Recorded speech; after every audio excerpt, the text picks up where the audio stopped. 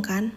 Tidak ada siapa-siapa di sana. Di sudut buta, Doyong terkurung rapat dalam rengkuhan hangat Han Jong-woo yang membungkam bibirnya. Sudah puas kan? Aku benar-benar harus ke kamar mandi sekarang. Lalu telepon dimatikan. Mereka bertiga menghela napas panjang. Energi terkuras habis karena satu panggilan. Maaf ya, ayahku memang agak terlalu protektif dan sensitif. Doyong segera bangkit berdiri, bersiap untuk pulang. Pinky yang wajahnya masih memerah akibat panik, buru-buru menahannya. Tunggu dulu, setidaknya makanlah bersamaku sebelum kau pergi. Jurus sakti ini tidak pernah gagal menaklukkan hati seorang pecinta makanan sepertinya. Pinky mengedipkan sebelah mata pada Han Jong-woo. Dalam beberapa hal, dia sangat mudah ditebak kan? Doyong, jam berapa kau berencana pulang? Langsung setelah makan. Pria itu tersenyum. Kalau begitu, kita pulang bersama. Aku akan mengantarmu. Doyong menatapnya tajam. Tidak, aku tidak mau. Setiap kali aku berada di dekatmu, selalu saja ada masalah yang terjadi. Kehadiranmu itu cukup menyebalkan, tahu tidak? Perkataan telak itu menghantam Han Jong-woo, layaknya serangan mematikan. Siapa sangka ia bisa mengalami hari seburuk ini. Lihatlah ekspresi cengo di wajah tampannya itu. Ini jelas menjadi momen paling mendebarkan dan membahagiakan selama masa sekolahnya. Namun tiba-tiba, raut wajah Han Jong-woo berubah serius. Aku mengerti. Tapi hari ini kita tetap harus pulang bersama. Apa-apaan kau ini? Doyong memprotes. Tatapan Jong-woo melembut namun waspada. Karena aku mengkhawatirkanmu. Bagaimana kalau ada yang menyerangmu di tengah jalan?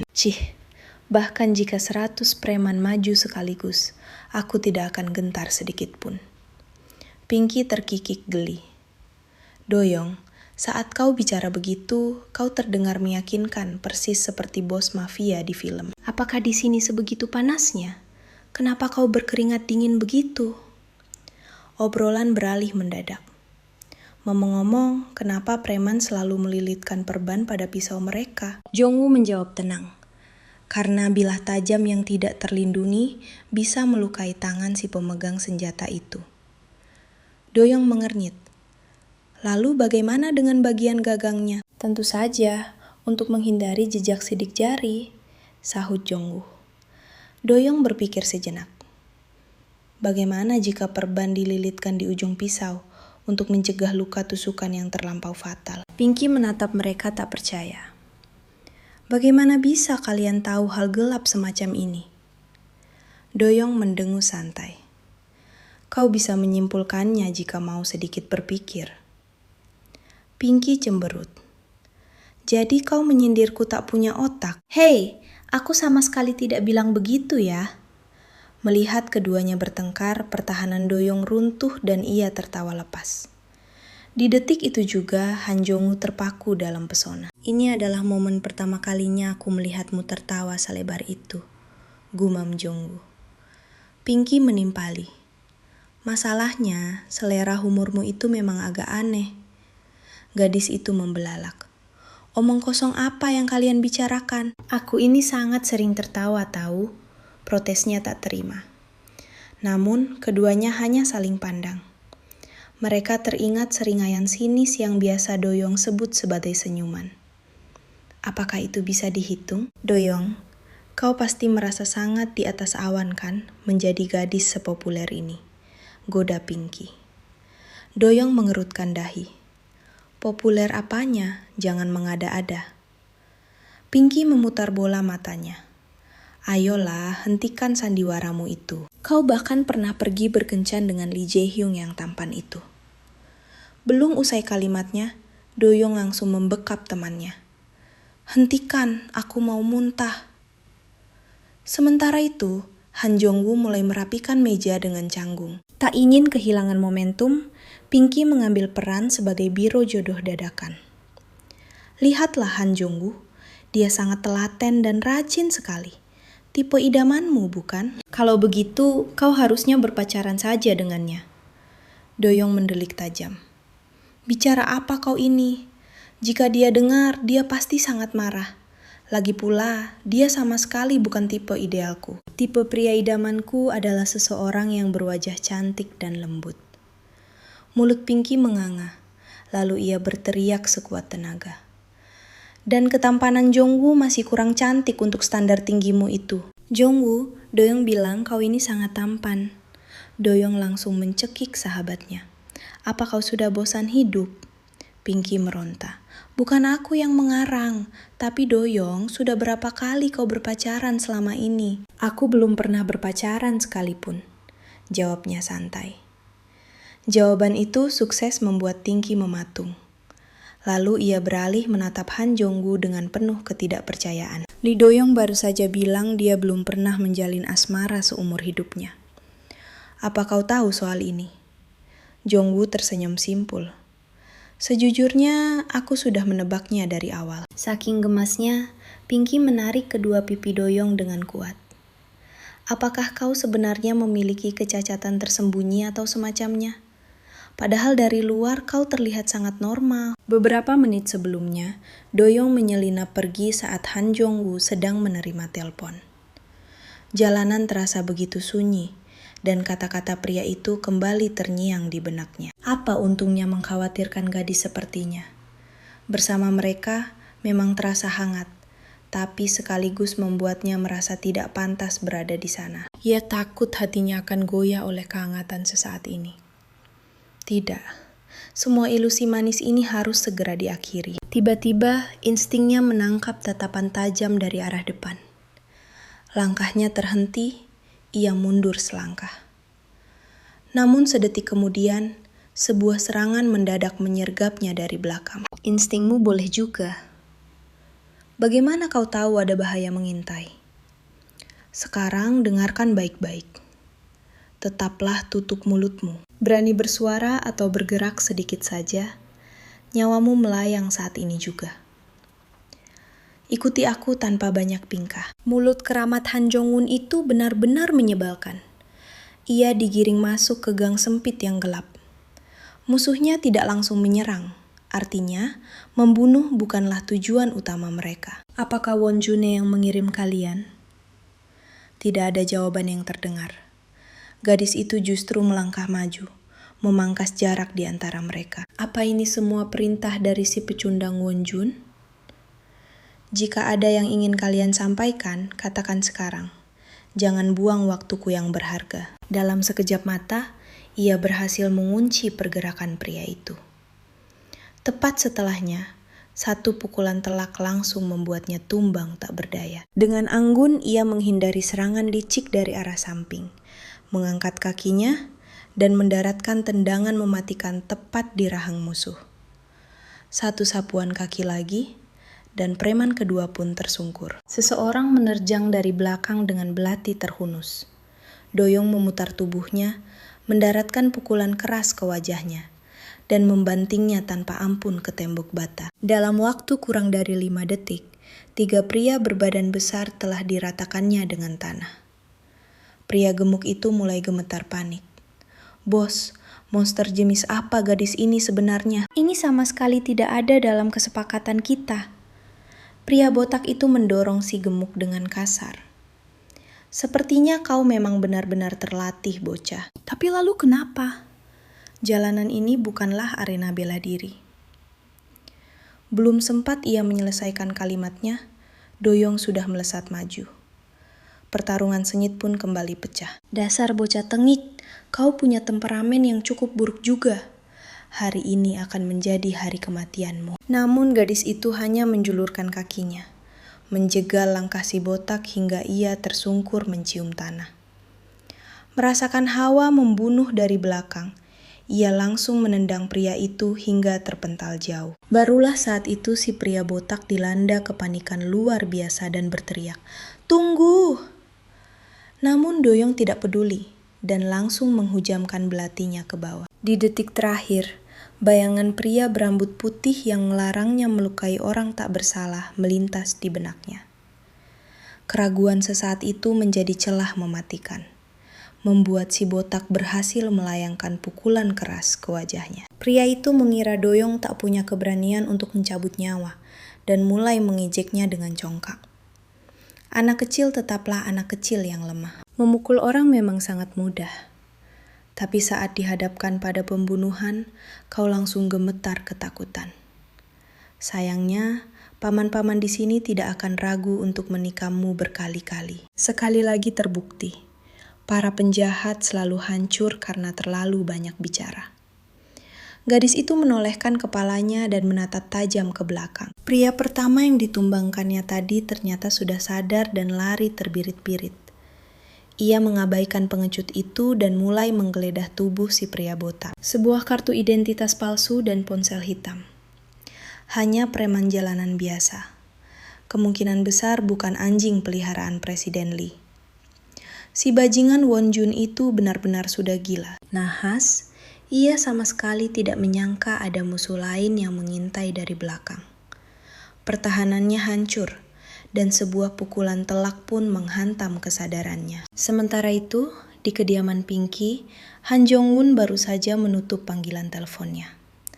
Padahal baru beberapa menit berlalu sejak kepergian Doyong dari tempat itu. Firasat buruk memaksanya menyambar jaket dan bergegas menyusul sang gadis. Di tempat lain, guyuran air dingin yang menusuk tulang memaksa Doyong membuka matanya. Pria yang berdiri di hadapannya menyeringai dengan ekspresi menjijikkan. Dia adalah berandalan sekolah yang pernah dikirimnya ke rumah sakit. Namun kini, roda nasib berputar terbalik. Doyong mendapati dirinya terikat tak berdaya di sebuah gudang terbengkalai. Tali tebal membelenggu tubuhnya tanpa ampun. Kudengar kau baru saja melakukan pertarungan sengit. Cukup mengesankan. Doyong mengabaikan ocehan sampah itu. Diam-diam menghitung jumlah musuh di ruangan tersebut. 5 orang di dalam. Dan tidak jelas ada berapa banyak yang berjaga di luar. Sikap dingin itu memancing amarah Won Jun, yang langsung menendang bahu sang gadis. Sialan, aku sedang bicara padamu. Kau masih belum sadar juga dengan posisimu ya. Kau itu sedang diculik. Berhenti berlaga tangguh di hadapanku. Barulah saat itu sorot mata tajam Doyong tertuju padanya.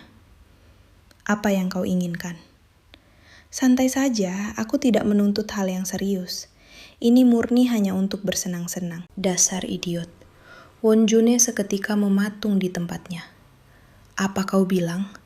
Apa kau butuh dihajar beberapa kali lagi agar otakmu itu berfungsi? Hei, apa yang sedang kau tertawakan, sialan? Lagi pula, kau sama sekali tidak punya nyali untuk menyentuhku dengan tanganmu sendiri. Untuk apa aku mengotori tanganku? Selama uang mengalir, akan selalu ada anjing penurut yang bersedia melakukan pekerjaan kotor untukku. Siapa juga yang masih menggunakan tinju di zaman sekarang? Sampah sepertimu hanya pantas diinjak di bawah telapak kakiku. Tidak, kau hanyalah orang bodoh yang menyedihkan. Bukankah kau juga masih harus terus menjilat ludah kakak laki-lakimu? Keparat, kakak laki-laki apa maksudmu? Bukankah kau ini hanya pesuruh tak berguna milik Lee Jae-hung?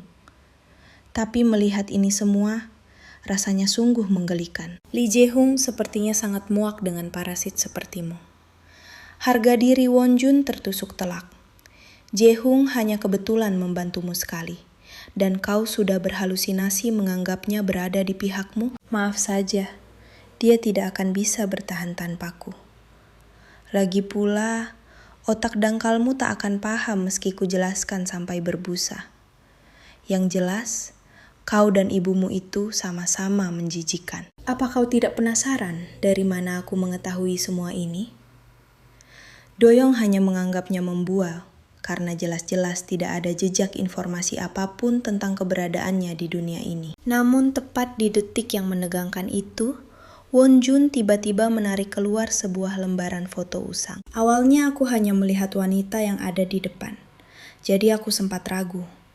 Tapi saat ku perhatikan baik-baik bagian belakangnya, bagaimana bisa sampah kotor sepertimu masuk ke akademi elit dengan menjual tubuhmu? Buah memang jatuh tak jauh dari pohonnya.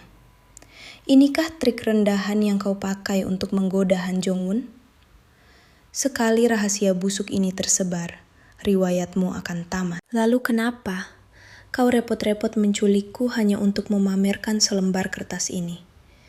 Kau benar-benar tidak paham betapa berbahayanya situasi yang sedang kau hadapi sekarang. Bocorkan saja rahasia ini ke seluruh dunia. Coba saja kalau kau memang berani. Kau pikir aku tidak sanggup? Kau gagal, karena hari ini nyawamu tamat di tanganku. Wonjun mengamuk hebat, menjambak kasar rambut Dayong dan berniat menghajarnya.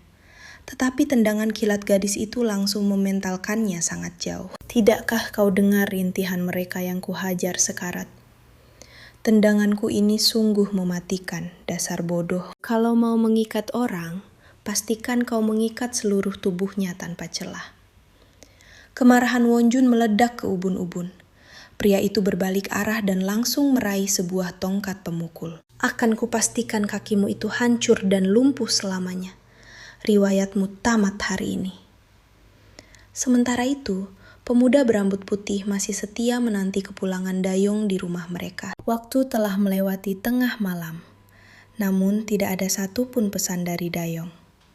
Titik lokasinya di layar menunjukkan ia sama sekali tidak bergerak sejak tadi. Haruskah aku menelponnya sekarang?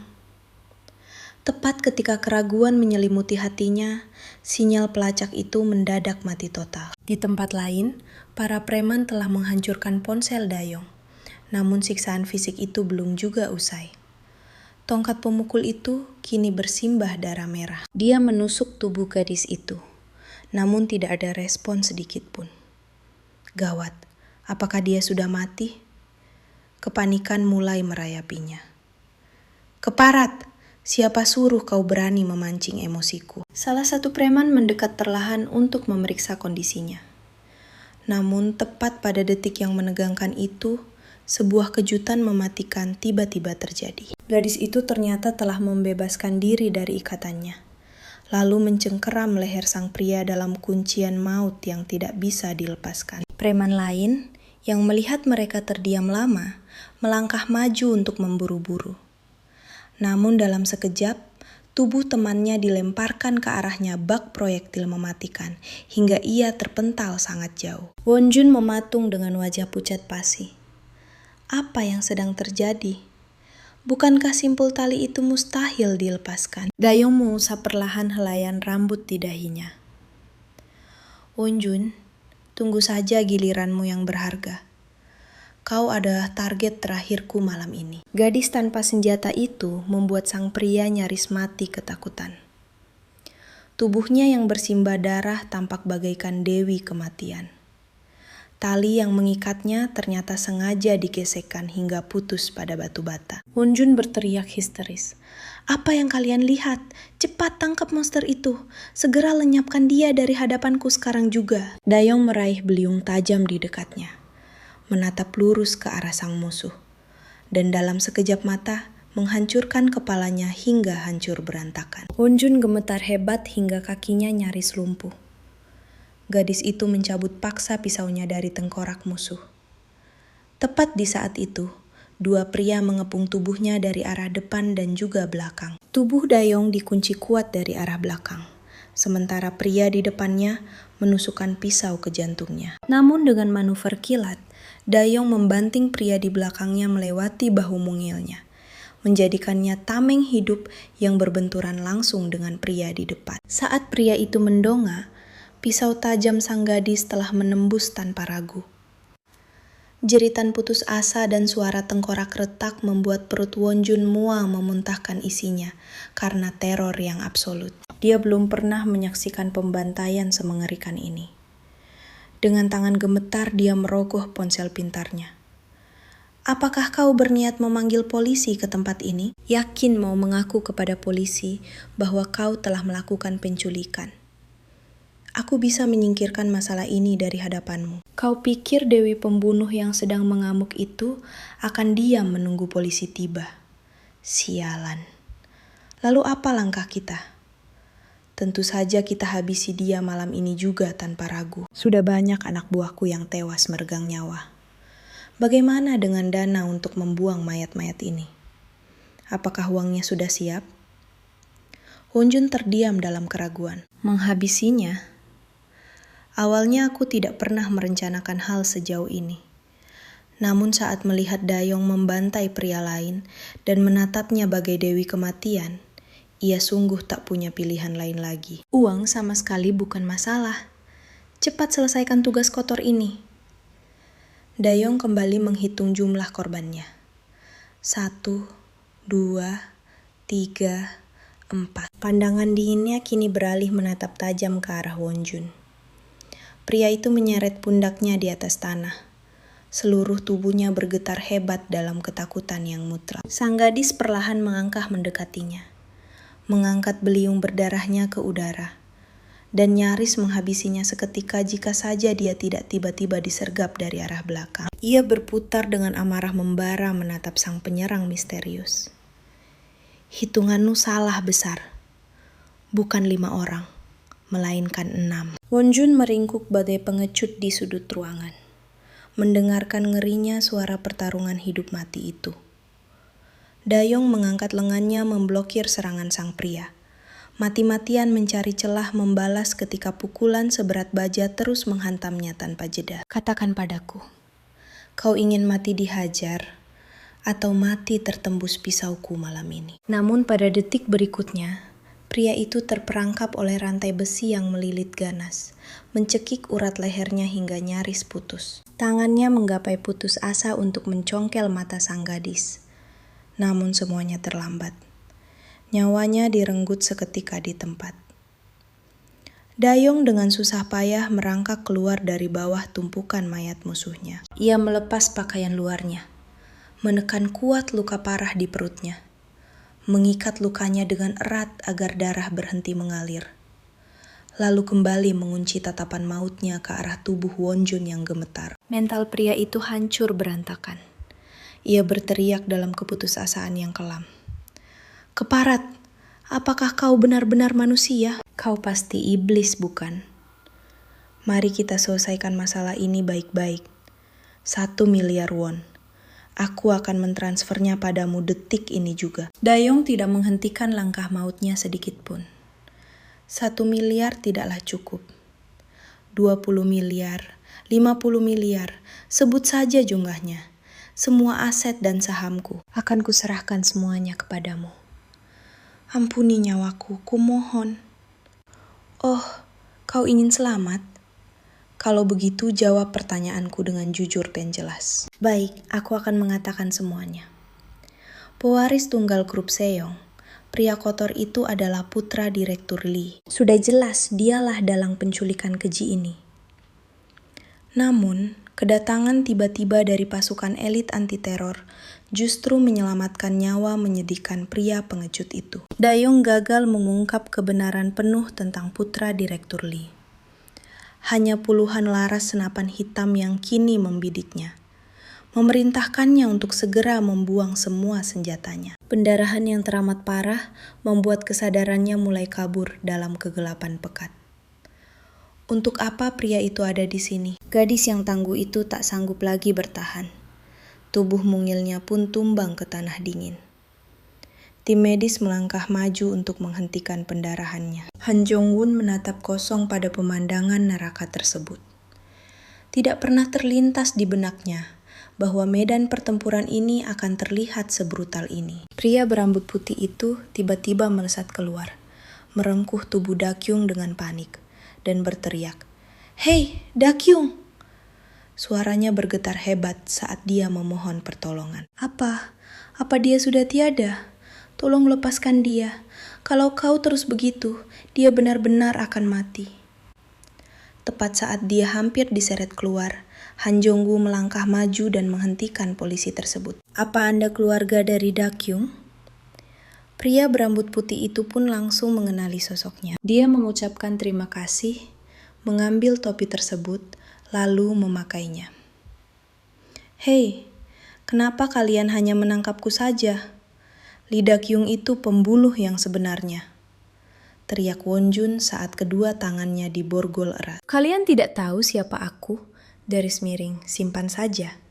Kami datang kemari hanya karena surat perintah penangkapanmu sudah diterbitkan. Pria itu menolehkan kepalanya menatap tajam ke arah Han Jong-woo dan seketika menyadari identitasnya. Belum lama sebelum kejadian mencekam ini, Han Jong-woo telah muncul di gang tempat Dak-kyung diculik. Dia telah merampas ponsel pria botak itu dan mengancamnya tanpa ampun untuk segera menyerahkan alamatnya. Sebelum masuk ke dalam mobil, si rambut putih dipanggil kembali oleh suara berat Han Jong-woo. Sepertinya ini adalah ponsel milik Dak-kyung. Namun ponsel Dak-kyung sebenarnya sudah dibuang. Jadi mungkinkah itu ponsel Won-jun? Menilai dari situasi yang ada, Han Jong-woo sepertinya benar-benar tidak mengetahui hal tersebut. Aku tidak bisa menunggu lebih lama lagi. Dia mengambilnya dengan ucapan terima kasih, lalu masuk ke mobil. Musuh bebuyutan gadis itu kini berada tepat di hadapannya. Dia mengerahkan seluruh sisa tenaganya untuk mencekik pria itu, tapi malah diejek tanpa ampun. Bodoh sekali. Kau pikir jika aku mati, mimpi burukmu akan berakhir? Dak-kyung tersentak bangun dari mimpi mengerikan itu. Pria berambut putih dan gadis berambut merah muda tampak setia berjaga di sisinya. Gadis berambut merah muda itu, dengan mata yang berkaca-kaca, tiba-tiba langsung menghambur memeluknya erat. Dia baru saja sadar dan rasanya seperti akan mati lagi. Aku pikir kau tidak akan pernah bangun lagi. Bagaimana bisa kau sampai terlibat dalam kecelakaan mobil seperti itu? Si rambut putih memberi isyarat untuk diam. Sepertinya pria itu telah mengarang sebuah alasan palsu. Selama 2 hari penuh, Dak-kyung terbaring lemah dalam kondisi koma. Si merah muda dan rambut putih mengobrol dengan sangat antusias. Kakakmu sungguh baik. Dia telah hidup mewah sejak kecil, namun masih bersedia merawatmu dengan penuh perhatian. Kenapa kau tidak memperkenalkannya kepadaku lebih cepat? 2 orang ini benar-benar tidak bisa dipercaya. Dia akhirnya memutuskan untuk menanyakan hal lain saja. Bagaimana dengan keadaan Han Jong-woo? Garis miring. Oh astaga, kau baru siuman dan langsung mencari pacar tampanmu. Berkat dirinya, kau masih bisa bernapas sekarang. Dokter bilang jika terlambat sedikit saja, nyawamu pasti sudah berada dalam bahaya besar. Rambut putih tiba-tiba menemukan sebuah alasan logis untuk menyuruh gadis merah muda pergi, lalu menyerahkan ponsel yang didapatkannya dari Han Jong-woo kepada Dak-kyung. Ini ponsel Won-jun. Coba periksa kontak pertamanya. Ternyata nama yang tertera di sana adalah Lee Jae-hyung. Apa dia juga terlibat dalam masalah ini? Dak-kyung menolehkan kepalanya perlahan. Aku akan menyelidikinya lebih lanjut. Kau kembalilah dulu. Rambut putih melihat betapa murungnya gadis itu, dan tiba-tiba menyingkap bajunya. Jangan terlalu bersedih. Ya, ini sama sekali bukan seperti dirimu. Kita adalah duo luka tusuk yang tak terkalahkan sekarang. Cepat menghilang dari sini. Pada saat yang sama, Lee Jae-hyung sedang duduk sendirian di bangku taman ketika Han Jong-woo tiba-tiba saja muncul, menantikan kabar tentang Won-jun. Lee Jae-hyung jelas terkejut. Kau tahu sesuatu? Han Jong-woo tersenyum hangat, tapi sorot matanya telah berubah menjadi sangat dingin. Kau masih saja terus berpura-pura. Apa kau benar-benar tidak tahu kalau Won-jun diam-diam telah menyelidiki Lee Dak-kyung? Lee Jae-hyung langsung terdiam membisu. Nada suara Han Jong-woo mendadak berubah menjadi sedingin es. Lee Jae-hyung, aku tidak peduli apa yang kau pikirkan atau apa yang telah kau lakukan di belakangku. Jangan pernah mencari masalah denganku lagi. Ini adalah peringatan terakhir untukmu. Dengan perut yang terluka akibat tusukan, dia masih saja bersikeras untuk berolahraga. Perawat pun tidak bisa menahannya. Dokter juga tidak bisa menghentikannya, sehingga mereka tidak punya pilihan lain selain mulai mengancamnya. Kalau kau terus begini, kami sama sekali tidak akan memberikan obat bius untuk operasi selanjutnya. Gadis itu menjadi sangat ketakutan, hingga dia nekat melarikan diri di tengah gelapnya malam, hanya untuk diikuti oleh seseorang yang juga pernah ditindas oleh Won-jun. Anak itu terus-menerus memanggilnya sebagai dewa penyelamat, mengatakan bahwa dia telah membantunya untuk menghancurkan si kejam Wonjun. Dakyung tampak sangat cicit. Dia yang mencari masalah denganku lebih dulu, itu saja. Aku tidak sedang menolongmu. Dia tidak menyangka anak laki-laki itu ternyata adalah sosok yang sangat memahami rasa terima kasih dan ingin membalas budi.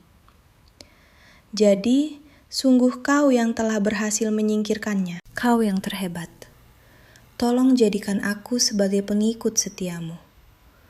Membelikan camilan, mengambilkan makanan untukmu, atau membawakan tas beratmu. Aku mohon padamu. Biarkan aku melakukannya.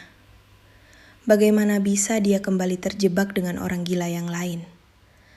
Luka tusuk di perutnya terasa seolah telah terbuka berdarah kembali. Jika dipikir-pikir seperti ini, Han Jong-woo sebenarnya adalah tipe orang yang sama persis. Mungkinkah dia memiliki daya tarik aneh yang selalu memikat para psikopat? Memikirkan tentang bagaimana pria itu telah menyaksikan semuanya waktu itu. Dan bagaimana dia masih harus mencari cara untuk menjelaskannya. Sungguh membuat kepalanya berdenyut nyeri. Kondisi tubuhnya sudah terasa tidak nyaman, dan dia terlalu larut dalam pikirannya sendiri. Dia sampai tidak menyadari kapan Lee Jae-young tiba-tiba sudah berdiri di belakangnya. Sempurna. Aku juga punya sesuatu yang ingin kutanyakan padamu. Lee Jae-hyung tampak begitu terkejut mendengarnya. Kudengar kau masih belum boleh pulang dari rumah sakit selama beberapa hari. Bagaimana kau bisa keluar? Garis miring. Dari mana kau tahu soal itu? Garis miring. Aku mendengarnya dari Han Jong-woo. Bagaimana pria itu bisa tahu? Garis miring. Bagaimana keadaan tubuhmu sekarang? Garis miring. Aku baik-baik saja. Tidak perlu mengkhawatirkanku. Lee Jae-young tiba-tiba menghela napas panjang dengan wajah penuh gejolak emosi, yang pada akhirnya berubah menjadi ucapan. Aku sungguh minta maaf, garis miring. Kenapa kau malah meminta maaf? Bukan kau pelakunya. Atau jangan-jangan kau ingin bilang bahwa sebenarnya kaulah yang telah memerintah Wonjun. Garis miring. Tidak, itu bukan aku. Tapi pada akhirnya, dialah orang bawahanku yang tidak berhasil kuawasi dengan benar. Jadi, aku minta maaf. Kau hanya akan meminta maaf dengan kata-kata saja? Lalu apa yang sebenarnya kau inginkan? Bukankah ini kesempatan emas untuk menyelidikinya? Kalau begitu, aku ingin pergi ke rumahmu hari ini. Lee Jae-hyung tertegun sejenak, tapi pada akhirnya tetap membawa gadis itu pulang bersamanya. Sama seperti Pinky, pemuda ini juga tinggal sendirian dan hanya dirawat oleh seorang bibi pengurus rumah. Tuan muda yang selalu bilang tidak pernah membawa teman ke rumah, kini malah membawa pulang seorang gadis. Bagi sang bibi, ini bagaikan melihat keajaiban langka yang mekar sekali seumur hidup. Dengan wajah memerah, Lee Jae-hyung segera menghentikan godaannya dan menyuruh sang bibi bergegas menyiapkan makan malam. Baru setelah Dakyung dibiarkan berbaring sejenak di kamar tamu, dia mulai menyadari seluruh tubuhnya terasa sangat nyeri. Dia pun diam-diam menyesal karena keras kepala tidak mau mendengarkan nasihat dokter. Namun, tekadnya sudah bulat. Ini adalah kesempatan sempurna untuk menggali petunjuk dan pantang untuk dilewatkan. Sayangnya, takdir punya rencana lain. Saat sedang mengendap-endap mencari celah, dia malah tanpa sengaja memergoki Lee Jae-young yang kebetulan sedang berganti pakaian. Keseimbangannya tiba-tiba goyah, dan tubuhnya pun limbung ke depan.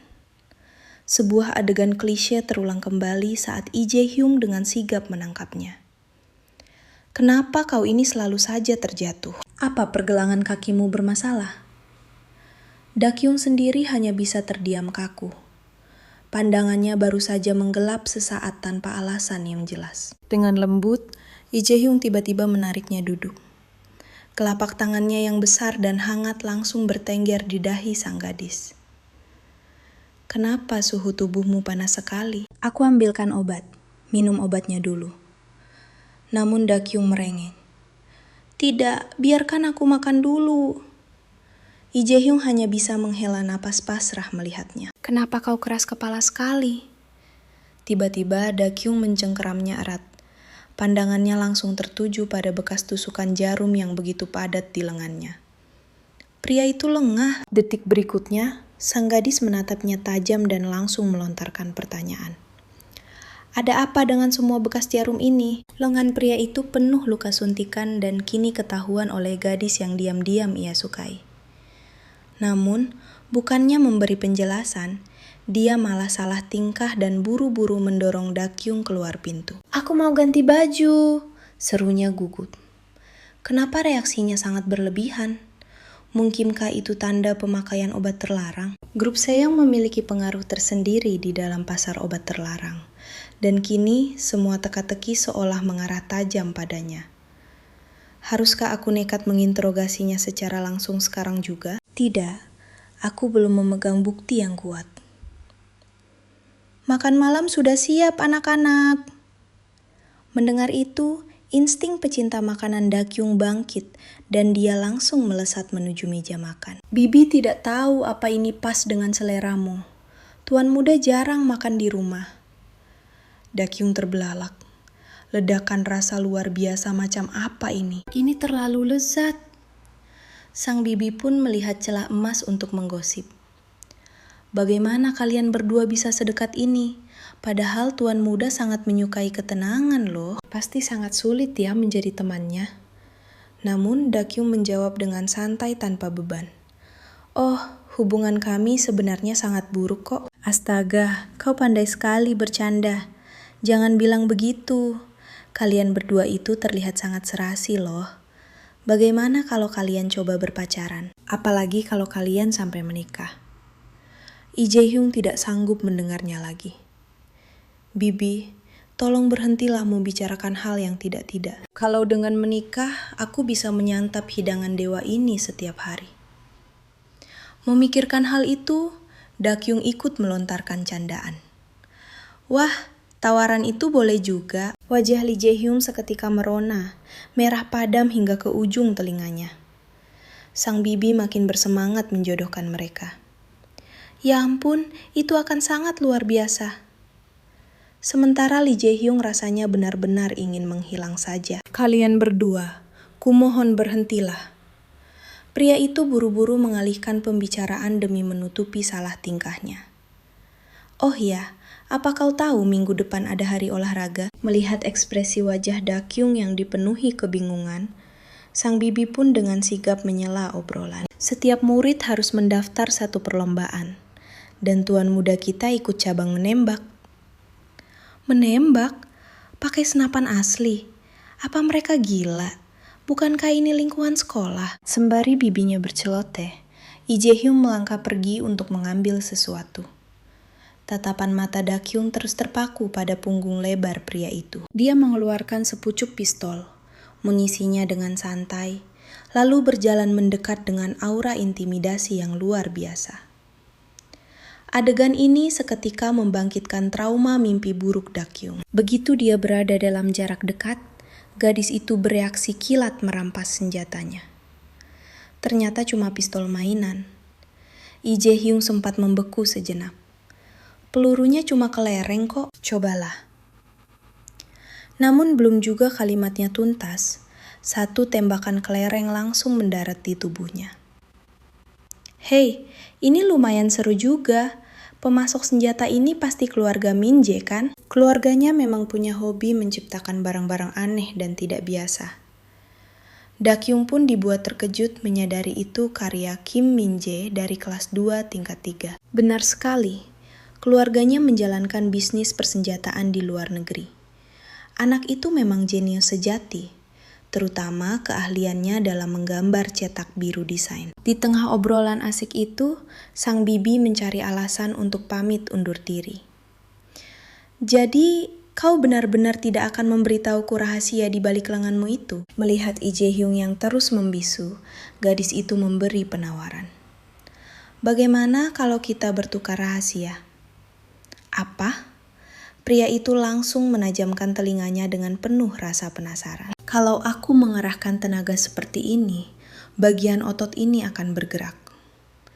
Lee Jae-hyung tak kuasa menahan tawa lepasnya. Rahasia konyol macam apa itu? Meski sadar penuh gadis di depannya sedang curang, dia akhirnya melunak dan menjawab pelan. Itu karena aku sempat sakit. Tentu saja Dakyung tidak semudah itu percaya. Fisik pria ini jelas-jelas terlihat sangat bugar. Haruskah dia meretas rekam medisnya secara diam-diam? Di tengah lamunannya, dia baru sadar tatapan Lee Jae-hyung terus terkunci padanya. "Ada apa?" tanyanya. "Wajahmu terlihat sangat pucat." Dakyung mendengus. "Aku cuma kelelahan tahu. Dan coba tebak siapa yang jadi penyebab semua kekacauan ini. Aku sampai babak belur gara-gara melindungimu." Sindiran tajam itu telak mengenai sasaran, membuat Lee Jae-hyung mati kutu dan tak mampu merangkai satu pun kata balasan. Syukurlah sang bibi datang membawa buah-buahan, menyelamatkan suasana canggung itu. Dia mengupas apel dengan kecepatan kilat, tapi pemandangan pisau itu justru membuat kepala Dakyung kian berdenyut hebat. Memori kelam akan tusukan mengerikan itu memicu rasa mual yang tak tertahankan di perutnya. Gelombang pusing yang dahsyat menghantam, dan tubuhnya pun tumbang ke belakang.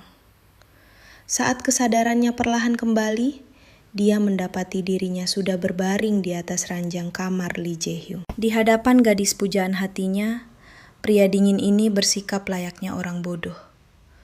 Bahkan saat genggaman tangan sang gadis meremukkan jarinya hingga membiru, dia tak tega melepaskannya sedetik pun. Namun nahas, begitu gadis itu siuman, insting bertarungnya langsung menyala. Dia mencengkeram leher Lee Jae-hyung dan membantingnya kuat ke atas kasur. "Apa yang baru saja kau lakukan padaku? Di mana bajuku dan ponselku?" Ini pertama kalinya melihat gadis itu kehilangan ketenangannya. Meski Lee Jae-hyung ingin menatapnya lebih lama, nyawanya bisa melayang jika tak segera menjelaskan. "Aku menyuruh seseorang menyuntikmu. Ini ruang rawat pribadiku dan barangmu ada di sana. Aku tahu kau pasti sangat panik saat ini, tapi aku sungguh tak melakukan apapun. Bisakah kau percaya padaku?" Dakyung terkejut. "Kau ternyata benar sakit, jadi kau tak pernah percaya padaku." "Ah, maaf, kau sakit apa?" "Aku tak bisa bilang." "Lalu penyakitmu, apa teman sekelas lain juga tahu?" "Gu Jun tahu." "Kenapa dia bisa tahu?" "Kami saling mengenal sejak kecil, dan kami sering sekali bertengkar di masa kanak-kanak. Sesuatu pernah terjadi karena penyakitku. Omong-omong, apa kau sudah merasa lebih baik?"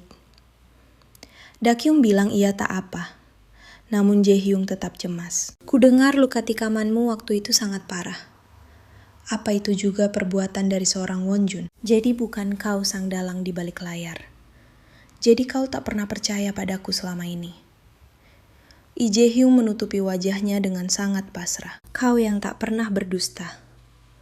Aku tahu kau sulit mempercayaiku. Tapi sebenarnya kau menganggapku apa?" Dakyung membuang muka.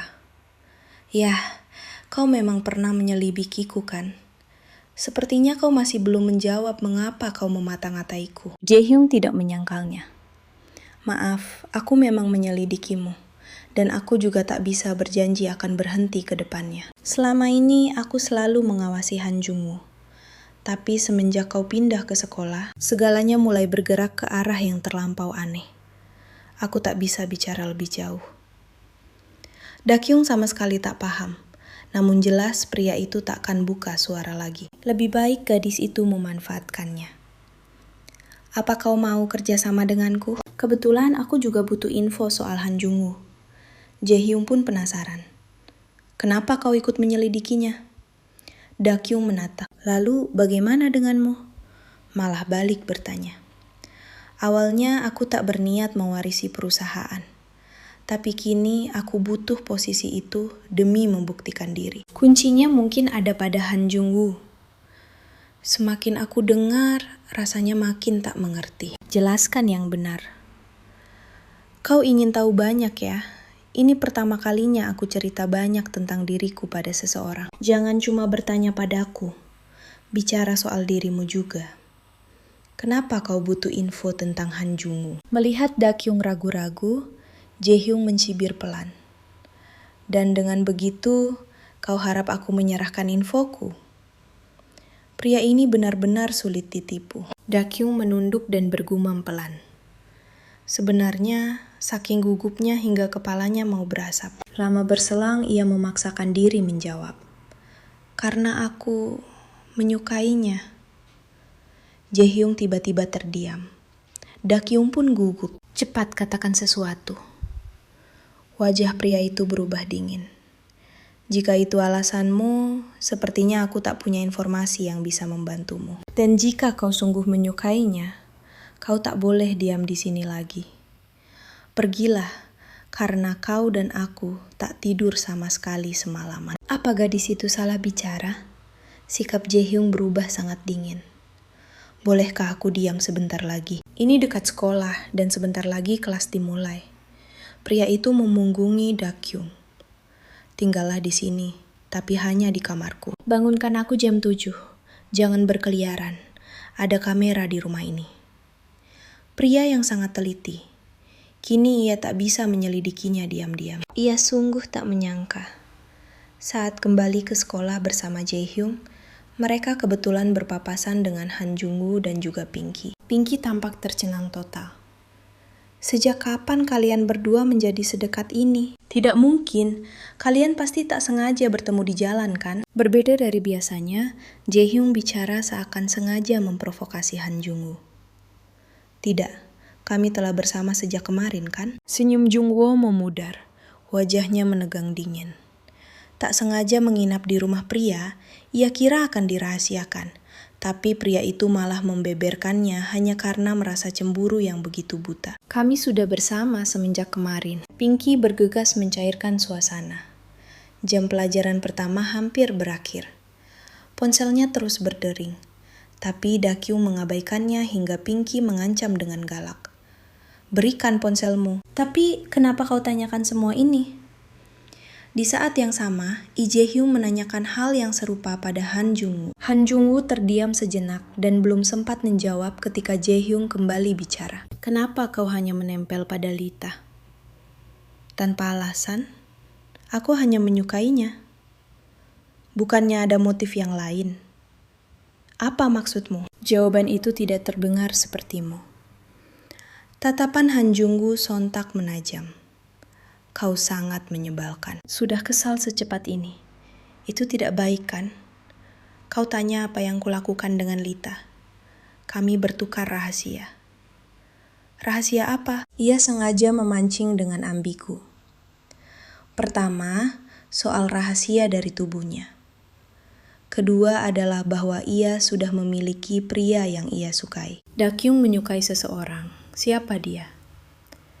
Jika kau ingin tahu, tanya saja langsung padanya. Setelah Jae-hyun pergi dari sana, Jungwoo malah tersenyum.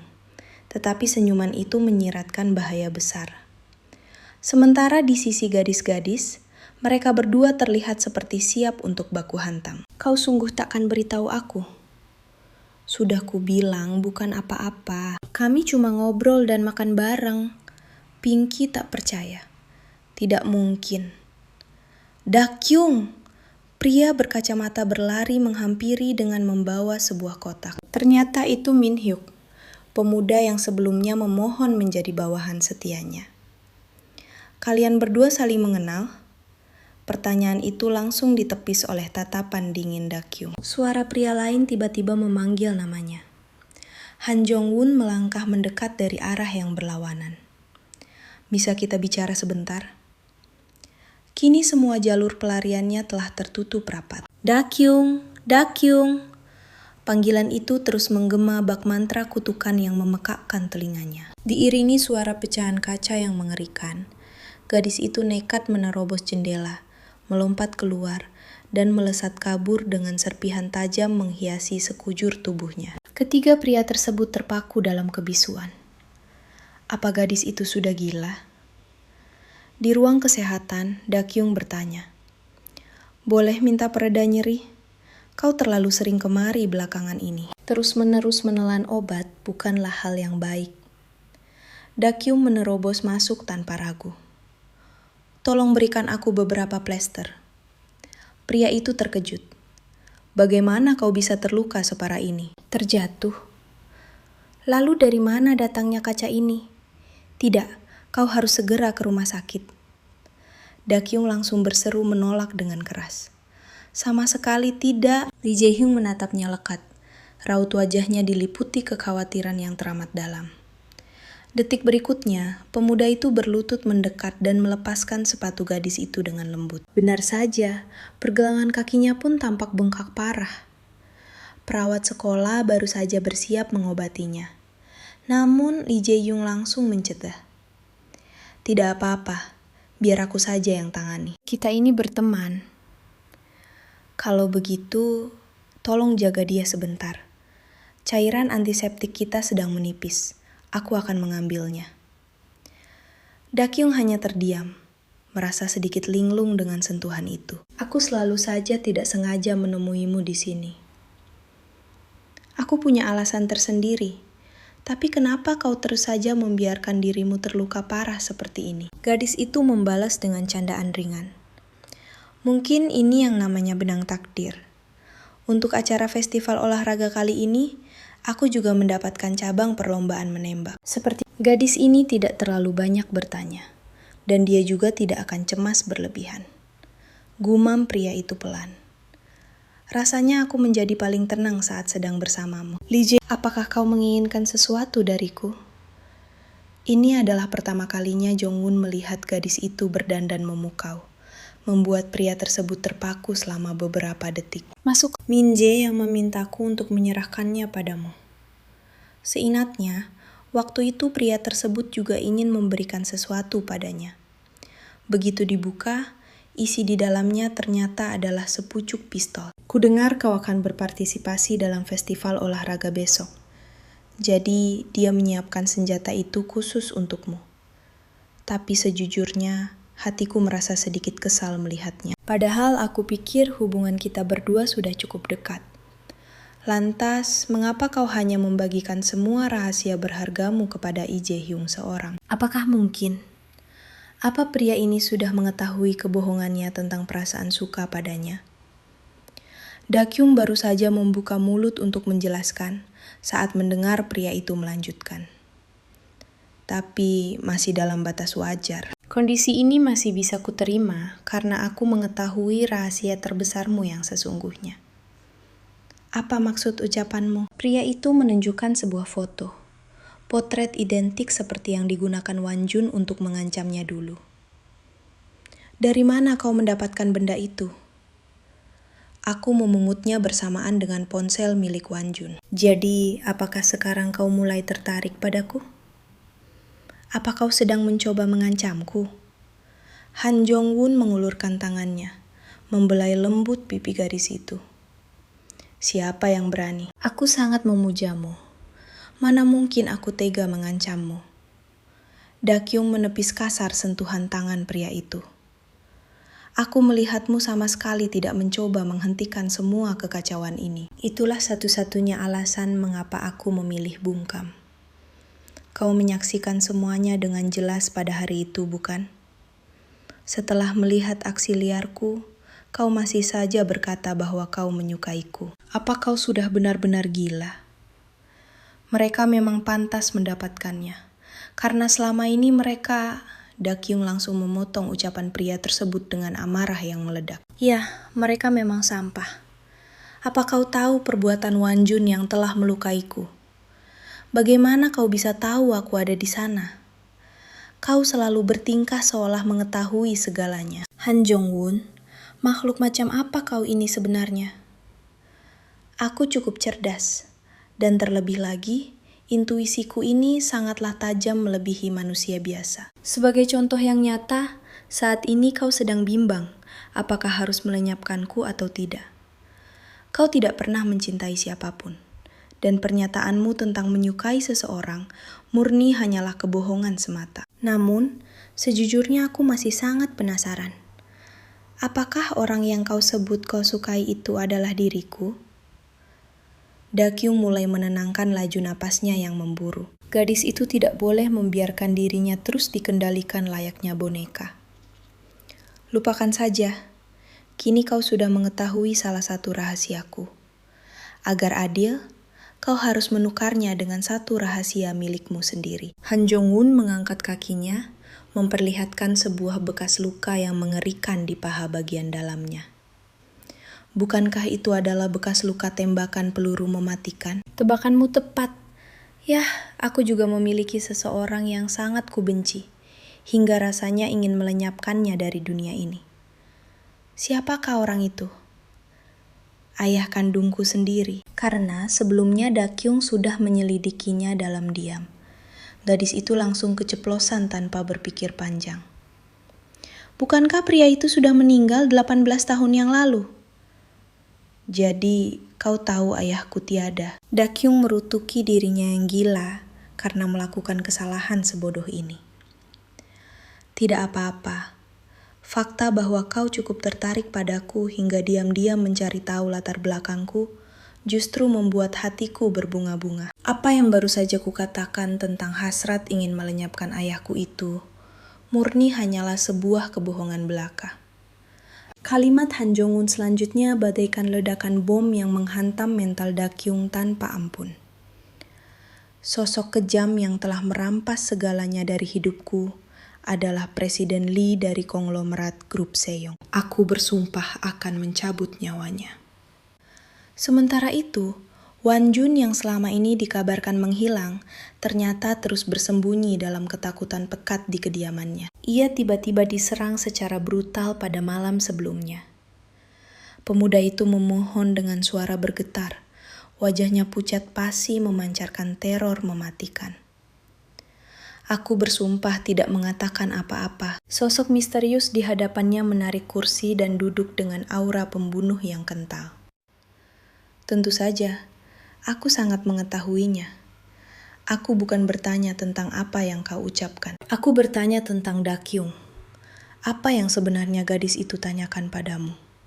Pegawai kantoran Parubaya dan siswi berwajah polos itu, pada kenyataannya adalah seorang agen rahasia dan bos dunia bawah. Namun ironisnya sekarang, kedua sosok berbahaya itu, yang masing-masing bersembunyi di balik penyamaran sempurna, saling bertabrakan secara tak sengaja di tengah lingkungan kampus. Dokumen-dokumen rahasia mereka berserakan di atas tanah, dan pria Parubaya itu buru-buru menundukkan kepalanya untuk meminta maaf. Saya benar-benar meminta maaf. Tidak perlu dihiraukan. Anda boleh langsung pergi. Gadis itu baru saja membalikan badan, namun pandangannya menangkap sebuah kartu nama di ujung sepatunya. Tertera nama mematikan di sana.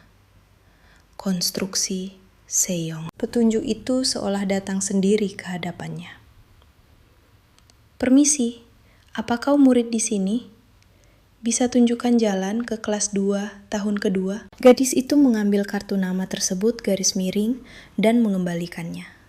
Biar aku saja yang mengantarmu. Dari obrolan singkat mereka, garis miring terungkap, pria itu adalah eksekutif perusahaan konstruksi swasta, garis miring. Setidaknya itu yang terlihat, garis miring. Katanya dia datang menemui kerabat mudanya. Kau ini penasaran sekali ya, garis miring. Dakyung tahu dia harus berhenti bertanya. Garis miring menatap tajam pria yang melangkah masuk ke kelas itu. Seorang eksekutif setingkat direktur pelaksana, garis miring, repot-repot datang menyemangati kerabat, garis miring, di festival olahraga sekolah. Lelucon macam apa ini, garis miring? Apa tujuan aslinya, garis miring? Baru saja Dakyung bersiap menyelinap masuk, garis miring, untuk mencari tahu siapa target pria itu. Tiba-tiba Pinky memanggilnya. Hei, cepat ikut aku. Sebelum otaknya sempat memproses, tubuhnya sudah dipaksa masuk ke dalam kostum maskot. Mereka berdua berseru bersamaan. Kostum apa ini? Ini seragam resmi kelas kita untuk festival olahraga. Keluh Dakyung tak percaya. Kenapa aku harus jadi penguin? Garis miring. Kau kan ada di rumah sakit saat pemilihan, garis miring, jadi cuma sisa kostum ini untukmu. Dengan ekspresi kekanak-kanakan, Dakyung memelototi Han Jong-un. Aku juga ingin kostum yang keren. Pinky menahan tubuhnya.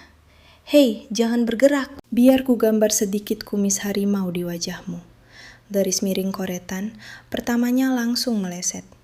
garis miring, dan firasat buruk seketika menyelimuti mereka berdua. Saat Dakyung mengangkat wajahnya lagi, garis miring mereka berdua langsung meledak dalam tawa tak tertahankan. Sang harimau kecil langsung diterkam dan dihajar habis-habisan oleh Dakyung. Garis miring berakhir dengan wajah penuh coretan kacau. Garis miring, Dakyung menatap sinis Han Jong-won. Garis miring, kau juga ikut menertawakanku tadi kan? Tepat pada saat itu, teman sekelas datang memanggil mereka. Waktu festival olahraga akan segera dimulai. Begitu sampai di lapangan, garis miring Dakyung melihat sosok punggung yang sangat familiar. Garis miring, Wanjun, sedang apa kau di sini? Garis miring, enak ya jadi orang kaya. Kau masih bisa pamer berjalan santai di sekolah, garis miring, setelah melakukan hal seburuk itu. Pucat pasti ketakutan. Wanjun sampai mengompol dan lari histeris. Aku tak boleh membiarkannya berkeliaran. Bisa gawat kalau ketahuan aku mencari putra Presiden Direktur Lee. Pinky menyusulnya. Ada apa dengan Wanjun? Tunggu, apa dia mengompol saking takutnya? Astaga, itu lucu sekali. Saat itulah Dakyung kembali tersadar. Ia telah menghabisi begitu banyak nyawa. Tapi tak satu pun polisi datang menyelidikinya. Pinky mengusap air mata tawanya. Apa keluargamu tak ada yang datang hari ini? Sepupu mungkin. Benar juga Jo Tae-won. Tapi untuk apa pria itu kemari? Baru saja kalimat itu terucap, seseorang meneriakkan namanya. Akhirnya kutemukan kau, Lee Dakyung. Apa pria ini sudah gila? Benda-benda konyol apa yang menempel di tubuhnya itu? Kenapa kau berdandan aneh begitu? Tentu saja datang untuk menyemangatimu. Otakmu sudah rusak ya? Sudah kubilang jangan muncul jika memungkinkan. Dari mana kau bisa tahu hari ini ada festival olahraga? Temanmu si Lee Jae-hyung itu yang membawaku. Pria itu mendadak mencondongkan tubuh mendekatinya. Tenanglah, tujuanku ke sini untuk mencari ruang peralatan sekolah, garis miring, dan memeriksa apa aku bisa mencuri data itu, garis miring. Usai berbisik, dia kembali bertingkah konyol layaknya badut. Ah, senangnya bisa keluar dan berjemur matahari lagi setelah sekian lama, garis miring.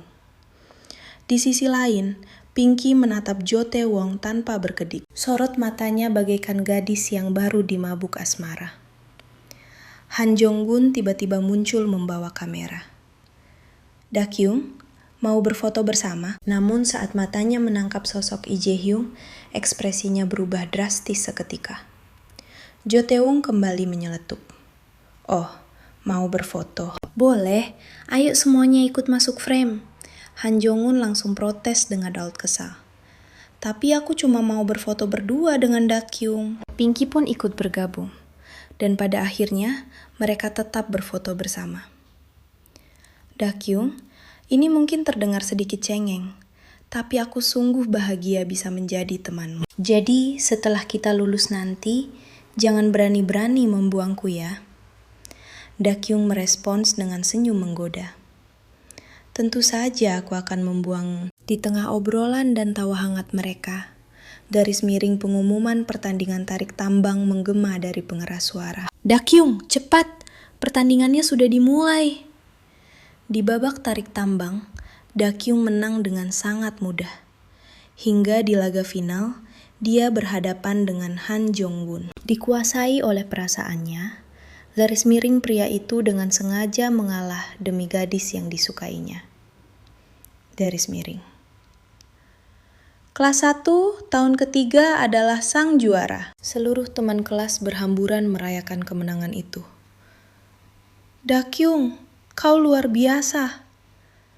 Pinky merasa jauh lebih bahagia daripada saat dirinya sendiri yang dipuji. Hei kalian adik kelas, jangan seenaknya mendekat dan mengajak kami bicara. Pinky memegangi kepalanya kesakitan. Au, kenapa kau memukulku? Sikap mereka itu tidak sopan, garis miring. Sekarang bukan saatnya memusingkan tingkat angkatan kelas, garis miring. Apa perlombaan kita yang selanjutnya? Di sisi lapangan sepak bola, garis miring tensi memanas di laga final.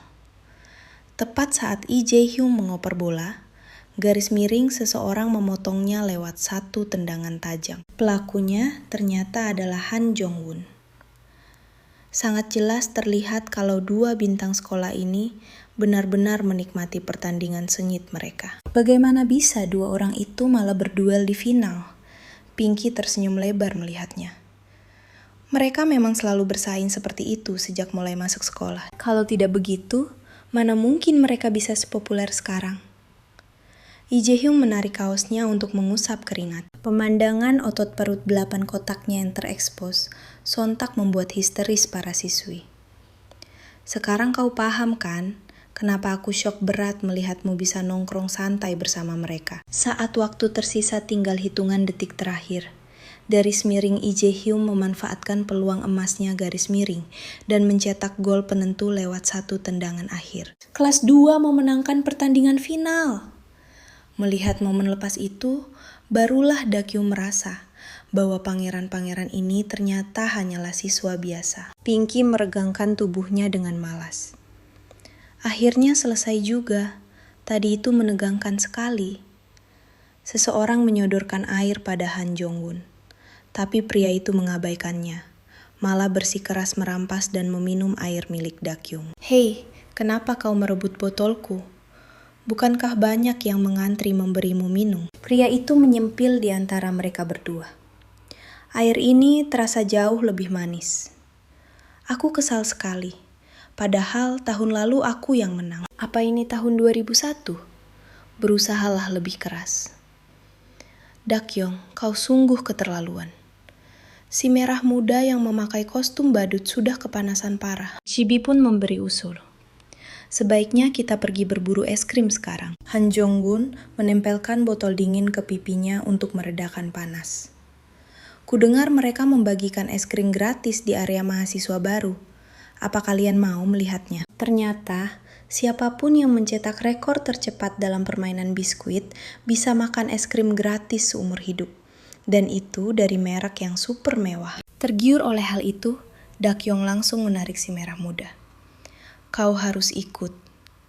Tapi seluruh tubuh temannya menolak. Aku ogah, pergi sana main dengan Jong-won. Masalahnya, Dakyung benar-benar tidak sudi berpasangan dengan Han Jong-won. Pemuda anak anjing itu tampak girang. Ekor imajinernya mengibas ke angkasa. Mainlah denganku, Dakyung. Aku pasti membantumu memecahkan rekor itu. Nah kan? Dia terlalu peka. Si merah muda menyunggingkan senyum yang sangat jahil di wajahnya. Dia harus menciptakan kesempatan manis untuk mereka berdua. Saat Dakyung berbalik mencari si merah muda, gadis itu sudah lenyap tak berbekas. Hanya menyisakan Han Jong-won yang menatapnya dengan senyum cerah. Mainlah denganku saja, Dakyung.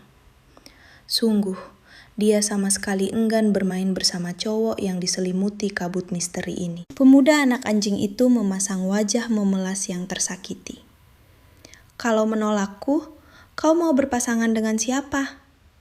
Hei Dakyung, kau mau kabur kemana? Hei.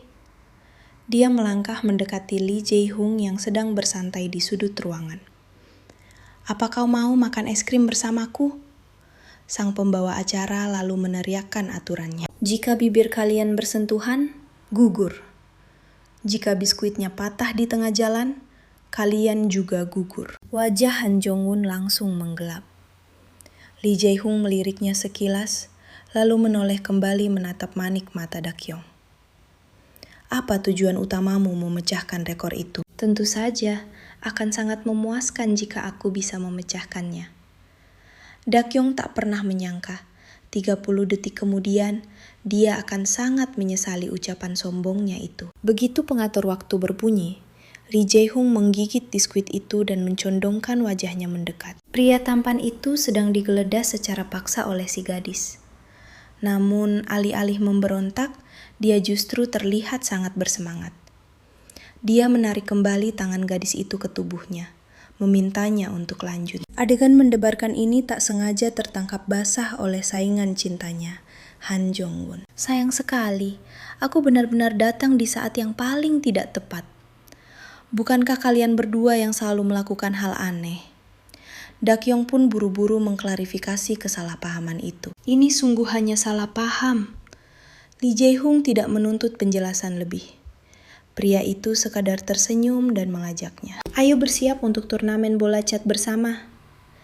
Dakyong baru saja hendak melangkah pergi saat pemuda anak anjing itu menahan tangannya. Tinggallah sedikit lebih lama, Dakyong. Lupakan apa pula yang dia lakukan di sini. Han Jong-won menatap punggung mereka menjauh, dan raut wajahnya kembali menyiratkan kesedihan mendalam. Atmosfer canggung di antara mereka barusan sungguh mengganggu pikiran Lee Jae-hong. Sepertinya Han Jong-won juga diam-diam menaruh hati padamu. Kenapa kau tidak merajut kasih dengannya saja? Andai saja tahu akan begini, Dakyong tak akan pernah berbohong menyukai pria itu. Kini dia terpaksa memutar otak mencari alasan baru. Aku tergolong orang yang cukup berhati-hati jika sudah menyangkut urusan asmara semacam ini. Lee Jae-hong menghembuskan napas lega seketika. Baguslah kalau begitu. Keduanya pun pergi sembari bertukar tawa riang. Sama sekali tidak menyadari bahwa di gudang seberang sana ada seseorang yang membidikan senjatanya tepat ke arah mereka. Kembali ke ruang tunggu persiapan. Babak menegangkan berikutnya adalah pertandingan mode individu. Lee Jae-hong duduk di belakang Dakyong, membisikkan aturan permainan sambil membantunya mengambil nomor undian. Dakyong kehilangan hasrat bertarungnya. Dia hanya ingin cepat gugur agar bisa bersantai. Namun, tiba-tiba, tubuh seseorang tersungkur jatuh tepat di hadapan mereka berdua. Lim-son, apa yang kau lakukan?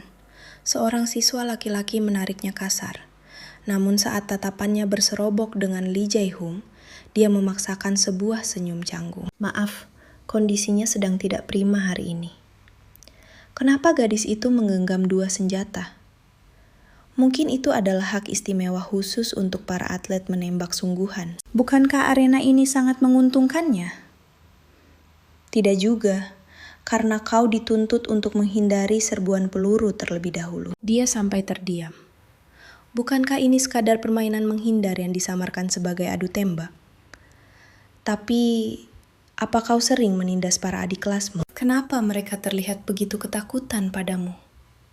Diiringi suara pengumuman, pertempuran sengit ini akhirnya dimulai. Demi menjunjung tinggi keadilan, semuanya akan disiarkan secara langsung menggunakan pesawat nirawa. Si merah muda terus menatap layar ponselnya, sibuk mencari keberadaan Han Jong-won dan si rambut putih. Dakyong merasakan aura seseorang mendekat. Dia berputar cepat, siap menarik pelatuknya. Sebelum menyadari bahwa sosok itu adalah Lee Jae-hong. Bukannya kita sudah sepakat membentuk aliansi? Siapa suruh kau mengendap-endap tanpa suara? Aku nyaris saja menembakmu. Tanpa peringatan, Lee Jae-hong melepaskan tembakan ke belakang punggung Dakyong. Rupanya ada musuh yang mencoba menyergap mereka dari titik buta. Wah, refleksmu boleh juga. Insiden ini sontak membakar kembali semangat bertarung di dada Dakyong. Mari bertaruh siapa pencetak skor tertinggi. Yang kalah dahinya akan disentil per poin.